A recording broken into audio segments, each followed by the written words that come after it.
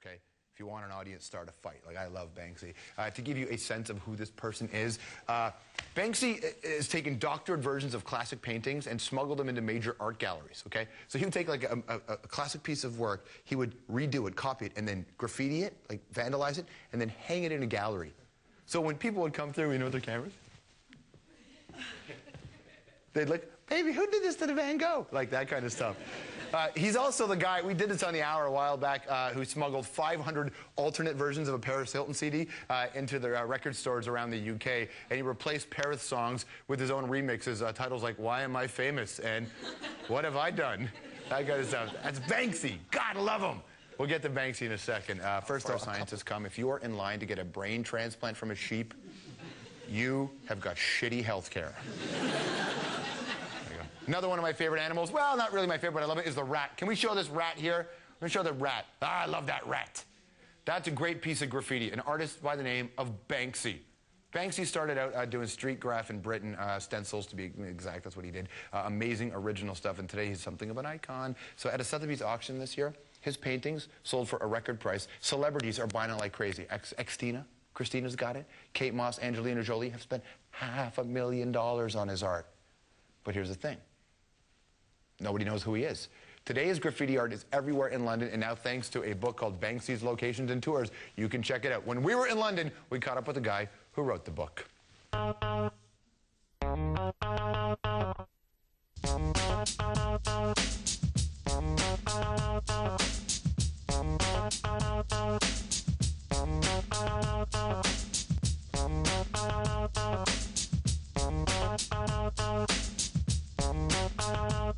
This is the Waterloo area, one of the main train stations, and this is what we call a snorting copper. This was basically a police person doing a line of, presumably of coke or something, and it's fading a little bit, but it's still good.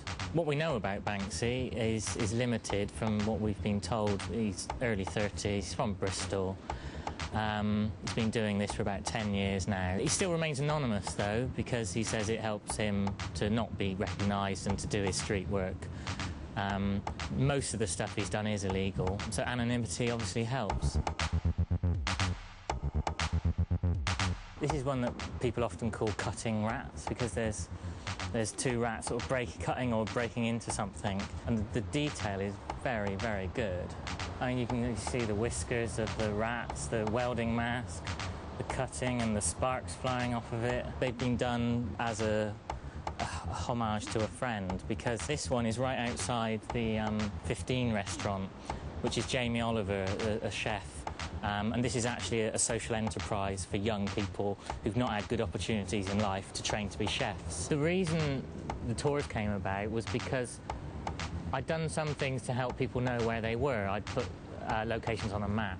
So I thought there would be enough interest to show people, because not everybody knows London, not everybody knows where all the tube stations are, and obviously where all the graffiti is. This is the old image of the HMV, the music chain, big music chain in England. This was their traditional image of a dog listening to the gramophone. Whereas he's actually put it with a dog with a rocket launcher into the gramophone.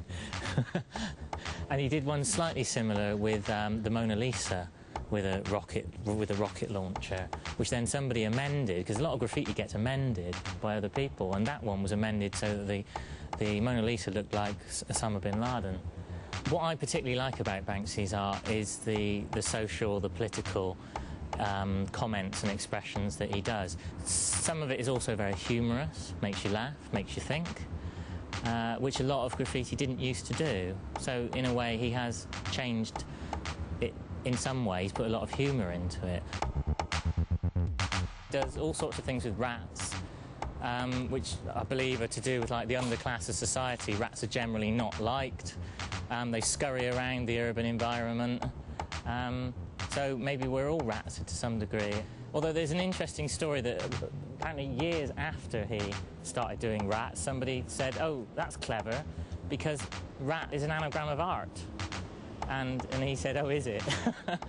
I think every sort of interview there's always a question somewhere about, are you actually Banksy? No, certainly I'm not Banksy. I'm not talented enough to be Banksy. I think he's got some very, very good ideas, and he's got a lot of balls as well. You know, to do what he does, to do all the stuff on the street, I think actually requires quite a lot of confidence and a lot of skill. You know what I love about Banksy is that in this world where everybody is clamoring for publicity without doing anything, this guy does all kinds of stuff and refuses the attention and the publicity, and that's admirable, especially when you're an artist like that. Good for Banksy. More to come on the hour. My eyes!